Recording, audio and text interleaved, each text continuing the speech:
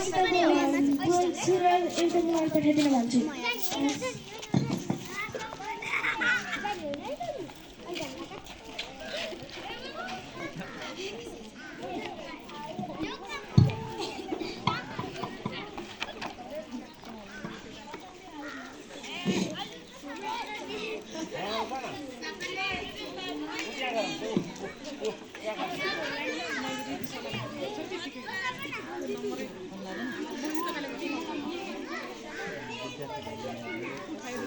Hello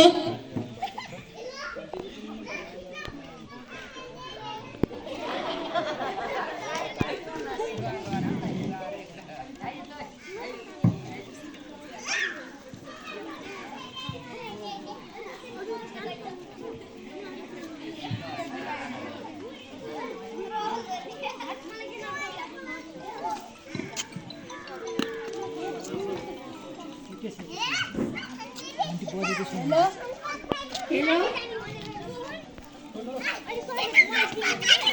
सन्चै हुनुहुन्छ? सन्चै छु। उता सन्चै हौ? यता पनि सन्चै छौ।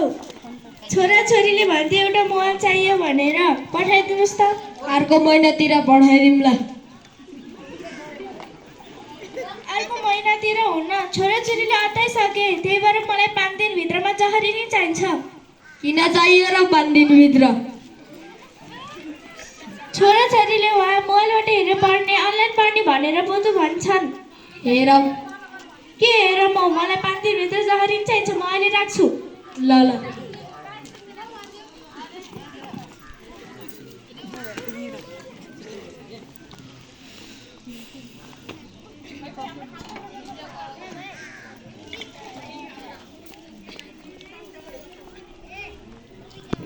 Good morning, class. Sit down, please. Sit down, madam. अनि हजुरहरू सबैजना सन्चै हुनुहुन्छ त? हजुर म्याडम। खै हजुरहरूको अनुहार त न्याउरो देखिरह त, कोही बिरामी हुनुहुन्छ र? छैन म्याडम। ए आज कुन पाठ पढ्ने त, खै निकाल्नुस् त। अनि हिजोको क्रियाकार्य खै त? पढ्मिन हजुरको क्रियाकार्य।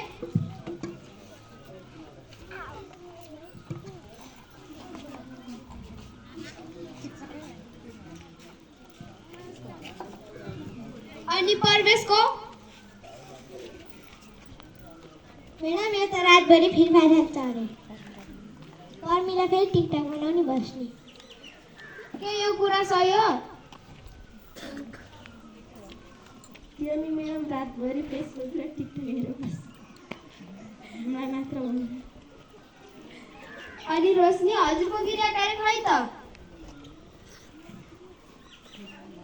छैन म्याडम, मेरो त म त रातभरि युट्युब हेरेर बस्छु।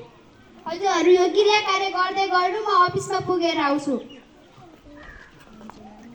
Good morning ma'am.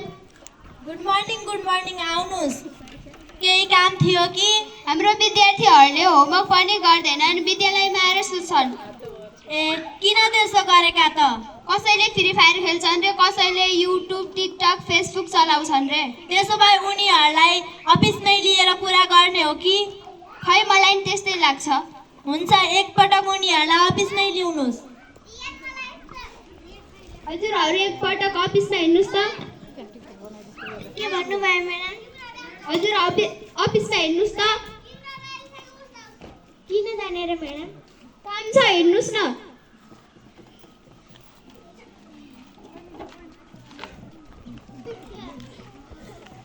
Madam miss.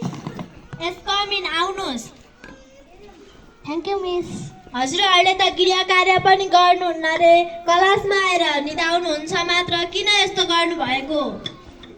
रातभरि फेसबुक, टिकटक, फ्री फायर खेल्छन् अरे त। मिसले भनेको कुरा सत्य हो? हो म्याडम, मिसले भनेको कुरा सत्य हो। किन यस्तो गर्नुभएको त? हजुरको अभिभावकले गाली गर्नुहुन्न मोबाइल हेर्दा? हामीले त मम्मीलाई एउटा मोबाइल पनि बाबासँग पठाइदिन भनेका छौँ। हो र? अब एकचोटि उहाँहरूकै घर गएर कुरा बुझ्नु पर्ला जस्तो छ। एकपटक फोन गर्ने हो कि? हुन्छ, एकपटक कल नै गरौँ न।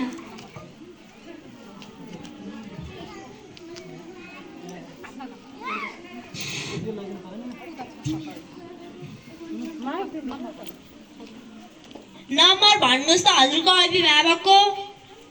98 654 74।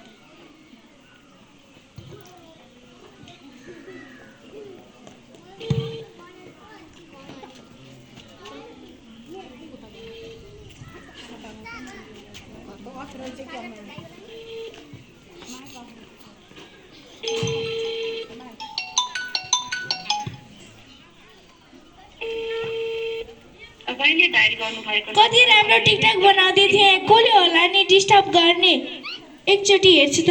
ए बच्चा बच्चीको स्कुलबाट पो त रहेछ, के हुन्न, म एकैछिन पछि फोन हाल्छु। उहाँको अभिभावकले त फोनै रिसिभ गर्नु भएन। अब एकचोटि उहाँहरूकै घरमा जानु पर्ला जस्तो छ। हुन्छ नि त, त्यसो भए एकपटक उहाँकै घरमा गएर बुझाउ न त।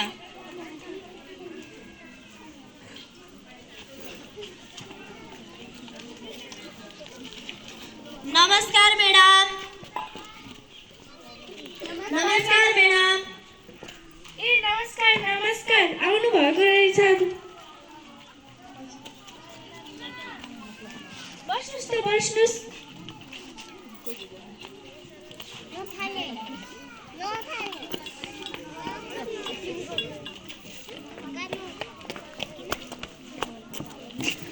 आज त बच्चा बच्चीलाई पनि लिएर आउनुको भइरहेछ, के गल्ती गरेर? हजुरहरूको बच्चा बच्चीहरूले होमवर्क पनि गर्दैनन्, स्कुलमा आएर सुत्छन्। किन र? रातभरि सुत्दै रहन्छन् र? हजुरले आफ्नो बच्चालाई रातभरि फोन हेर्न भनेर छोड्नु त रहेछ, अनि कहाँ निदाउनु त? मैले कहाँ छोड्छु झन् त्यसरी?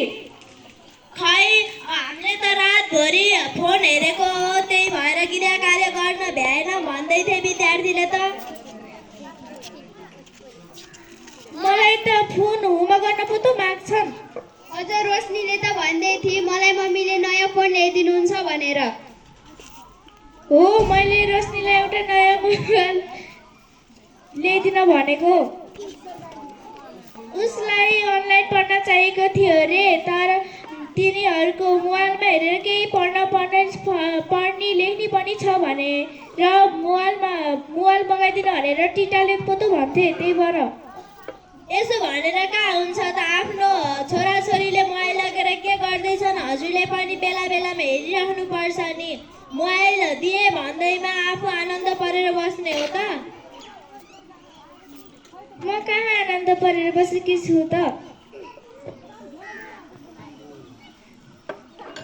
मलाई पो त काम हुन्छ, अनि इनुर विद्यालयको समयमा म फेरि हुन्छु, अनि विद्यालयबाट आएपछि त म काममै व्यस्त रहन्छु नि। हजुरले काम भन्दै हुनुहुन्थ्यो, हामी आउँदा त मोबाइल हेर्नु भएको थियो त। फेरि कामबाट आउँदा कस्तो थाकेको हुन्छ, एकैछिन त हेर्नु परिहाल्यो नि। हजुरलाई फुर्सद भएको बेला आफ्नो बच्चामा ध्यान दिनुहोस् न। आफूलाई काम गरेर बचेको समय विद्यार्थी आफ्नो बाल बच्चामा दिनुपर्छ नि, मोबाइलमा हो त दिने?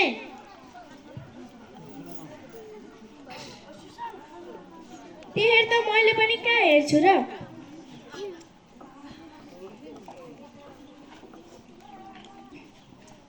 हामी तिनटै मिलेर बाल बच्चालाई सम्झाउने बुझाउने गरे पो यिनीहरूको भविष्य पनि भोलिका दिनमा राम्रो हुन्छ त। ए हो, तपाईँले साँच्चै सही भन्नुभएको हो। अबदेखि आफ्नो फुर्सदको समयमा आफ्नो बालबालिकाको वरपर बसेर पनि तिनीहरूले के गर्छन् हेर्ने गर्छु। हजुरले पनि आफ्नो बालबच्चालाई ध्यान दिनु। हामीले पढ्ने विद्यालयमा के कस्तो कार्य गर्छन् हामी पनि हजुरलाई भन्दै गर्छौँ। ए तपाईँले समयमा आँखा खोलिदिनु भयो, मलाई त थाहा नै थिएन यिनीहरूले के गर्छन् भन्ने। अबदेखि हजुरले आफ्नो